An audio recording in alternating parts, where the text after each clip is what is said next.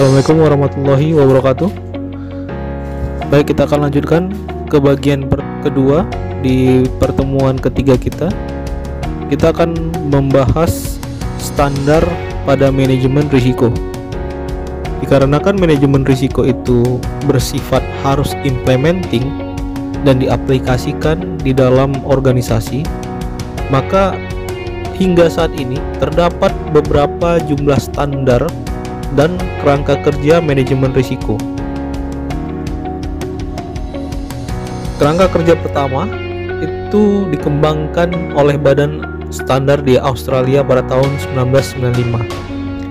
Kemudian diikuti oleh Kanada, Jepang, Inggris, dan Amerika Serikat. Standar ini kemudian dikembangkan lagi menjadi standar yang lebih tinggi, dan kemudian di tahun 2009 ini mendukung ISO 31000 terbentuk. Di dalam video ini kita bisa melihat beberapa standar yang berlaku di berbagai negara. Kita mulai dari standar yang paling awal ya, yaitu COCO, Criteria of Control. Ini merupakan framework atau kerangka kerja yang diciptakan oleh Canadian Institute of Chartered Accountant. Ini merupakan framework yang cukup tua dan berisikan beberapa standar terkait dengan kriteria kontrol yang didasari oleh proses akuntansi. Ada COSO IRM. Kerangka kerja ini diciptakan oleh Committee of Sponsoring Organization of the Tradeway Committee atau COSO. Kita banyak melihat literatur terkait dengan manajemen risiko nanti dari COSO IRM ini. Kemudian kita bisa lihat bahwasanya ada standar lagi yang diciptakan oleh Institute of Risk Management, yaitu standar yang diproduksi oleh IMEC, Alarm, and the IRM ya, tahun 2002. Ultimate-nya adalah ISO 31000 di tahun 2009. Itu adalah gambaran standar-standar yang berlaku di manajemen risiko. Yang perlu teman-teman perhatikan adalah penting untuk membedakan antara standar manajemen risiko, kerangka kerja manajemen risiko. Sebuah standar di manajemen risiko itu berisikan keseluruhan pendekatan untuk bisa sukses dalam mengelola sebuah risiko, termasuk deskripsi bagaimana manajemen risiko itu berproses. Bersama dengan itu, ada kerangka kerja yang mensuggest atau memberikan informasi untuk support proses yang harus dilakukan.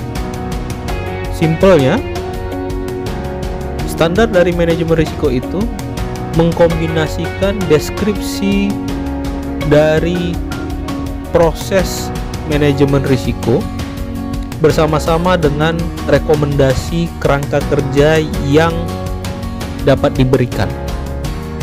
Tetapi harus diingat, kunci atau fitur utama dari kerangka manajemen risiko itu akan kita bahas di pertemuan selanjutnya. Pada pertemuan ini kita hanya fokus pada bagaimana standar-standar yang ada di manajemen risiko. Pembahasan berikutnya adalah kita mau melihat bagaimana proses dari manajemen risiko. Terlampir gambar bagaimana format proses manajemen risiko yang diadopsi di buku Paul Hopkins, di mana di puncak flowchart itu adalah strategi dari organisasi.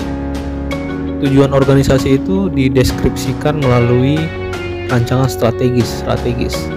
Setelah itu baru masuk ke dalam definisi dari asesmen risiko.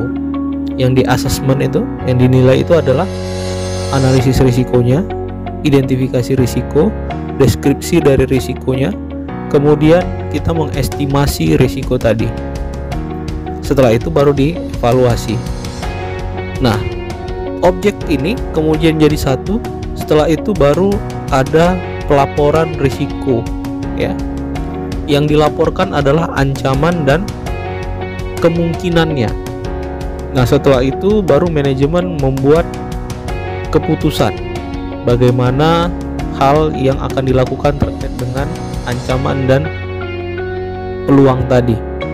Setelah itu baru di treatment risknya, apakah dia dikontrol, dihindari, dan sebagainya.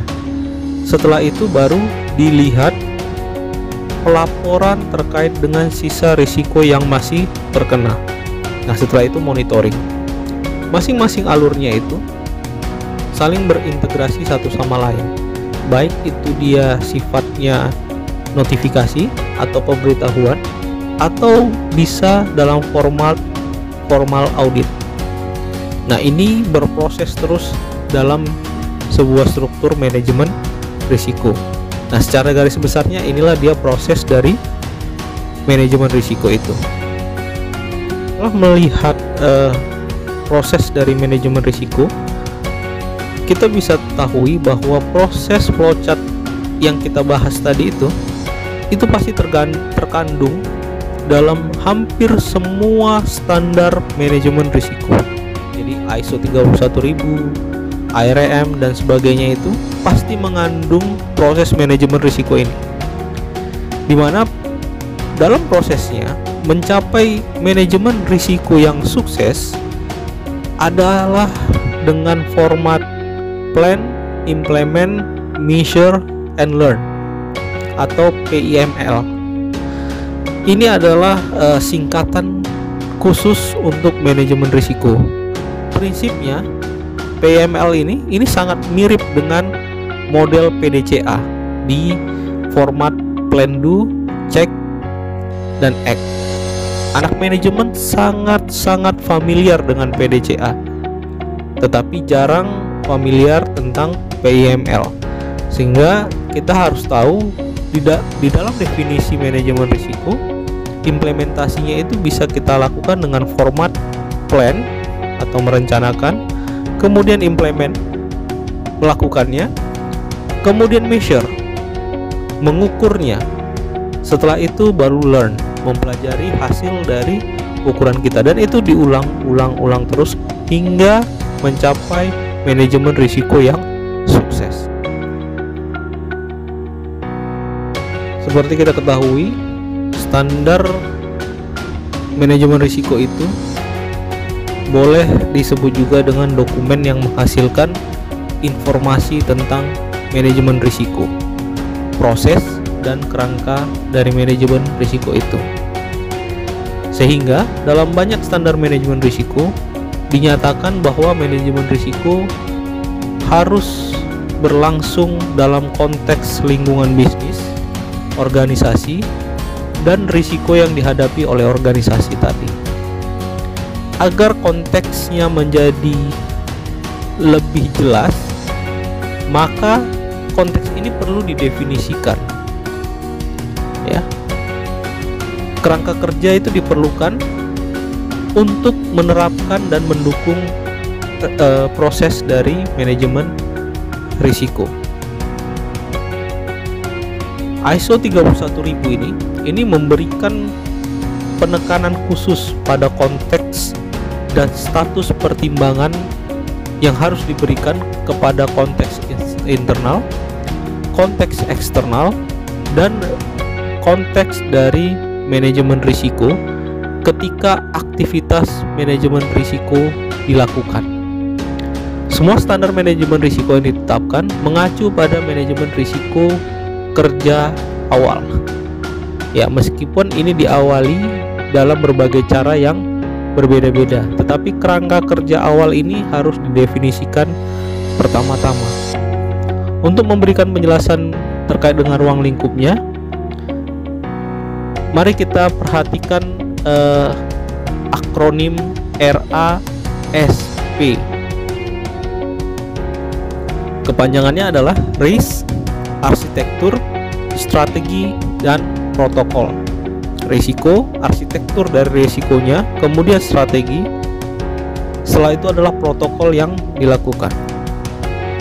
Di dalam gambar, teman-teman bisa lihat bentuk konteks dari manajemen risiko, di mana risk arsitektur itu atau arsitektur risiko didefinisikan sebagai aturan, tanggung jawab, komunikasi, dan bagaimana pelaporan terkait dengan struktur risiko.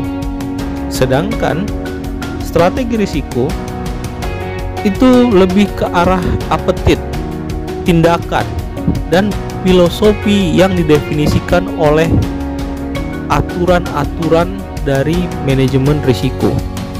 Sedangkan protokol risiko itu didefinisikan sebagai guideline atau SOP ya untuk organisasi, termasuk di dalamnya aturan dan prosedur.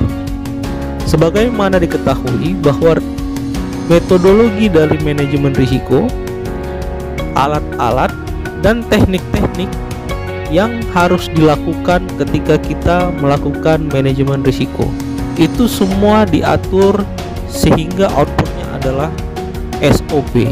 Ini yang disebut dengan protokol risiko. Setelah kita pahami kontekstual dari manajemen risiko, mari kita singgung sedikit terkait dengan enterprise risk management atau biasa dikenal dengan ERM. Kerangka kerja ERM kalau kita lihat dari COSO itu seperti Rubik ya, kubus yang berisikan berbagai macam kerangka kerja. Mari kita bahas sedikit terkait dengan kerangka-kerangka kerja yang terkandung di dalam Rubik tersebut. Yang pertama itu adalah internal environment atau lingkungan internal dari organisasi. Lingkungan internal ini sangat basic sekali ya. Ini termasuk seperti kompas ya, yang menunjukkan arah kemana organisasi itu akan menuju. Dan penetapan dasar bagaimana risiko ini dilihat dan ditangani berdasarkan lingkungan internal. Itulah maksudnya internal environment, kerangka kerja internal environment. Kemudian kerangka kerja berikutnya adalah penentuan tujuan. Setelah kita mengetahui internal environment kita seperti apa, kemudian nilai-nilai dan budaya organisasi kita seperti apa, maka manajemen harus mengidentifikasikan potensi peristiwa yang akan mempengaruhi tercapainya tujuan ya. Jadi ketika kita mau setting ya atau menetapkan sebuah tujuan, di dalamnya kita harus melihat dan mengidentifikasi potensi peristiwa yang akan mempengaruhi. Item berikutnya adalah mengidentifikasikan peristiwa. Maksudnya adalah peristiwa internal dan eksternal yang mampu mempengaruhi tujuan diidentifikasi, kemudian dibedakan mana dia yang benar-benar risiko, pure risiko, atau bisa jadi dia itu sebuah peluang. Dia ini merujuk kepada kegiatan yang mempengaruhi tujuan. Setelah itu kita mulai melakukan risk assessment atau penilaian dari risiko. Risiko-risiko dianalisis dengan mempertimbangkan kemungkinan. Setelah kemungkinan, dampak. Inilah dasar penentuan bagaimana risiko itu harus dikelola. Ingat, yang pertama adalah dampak. Yang kedua adalah possibility atau kemungkinan. Kerangka berikutnya adalah analisa dari risiko. Kerangka berikutnya adalah risk respon atau respon dari risiko. Disinilah kita melakukan alternatif respon terhadap risiko yang akan kita hadapi. Yang pertama itu kita bisa menghindarinya. Kedua, kita bisa menerimanya. Yang ketiga, risiko itu bisa kita kurangi. Atau yang keempat, kita berbagi risiko. Ya, 4 konteks ini nanti akan kita bahas lebih dalam di pertemuan berikutnya. Yang kemudian kerangka berikutnya adalah aktivitas pengendalian. Di sini kita menetapkan kebijakan beserta prosedur yang diimplementasikan untuk memastikan kerangka sebelumnya, yaitu respon risiko tadi, itu dilakukan secara efektif. Nah, kerangka berikutnya adalah informasi dan komunikasi.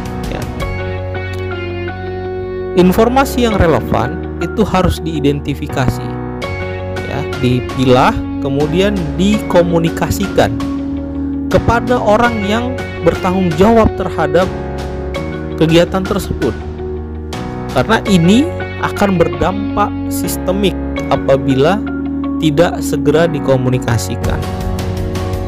Kerangka berikutnya adalah pemantauan. Ya, keseluruhan manajemen risiko itu harus dipantau, dan apabila perlu kita bisa memodifikasi manajemen risiko tersebut. Itu adalah gambaran umum dari IRM yang diterapkan oleh COSO. Oke teman-teman, itu adalah berbagai materi terkait dengan standar-standar pada manajemen risiko. Teman-teman bisa menambah kembali literatur dengan membaca buku manajemen risiko. Kita akhiri pertemuan kita kali ini dengan mengucapkan alhamdulillahirobbilalamin. Sampai ketemu di pertemuan berikutnya. Wabillahi taufiq wal hidayah. Wassalamualaikum warahmatullahi wabarakatuh.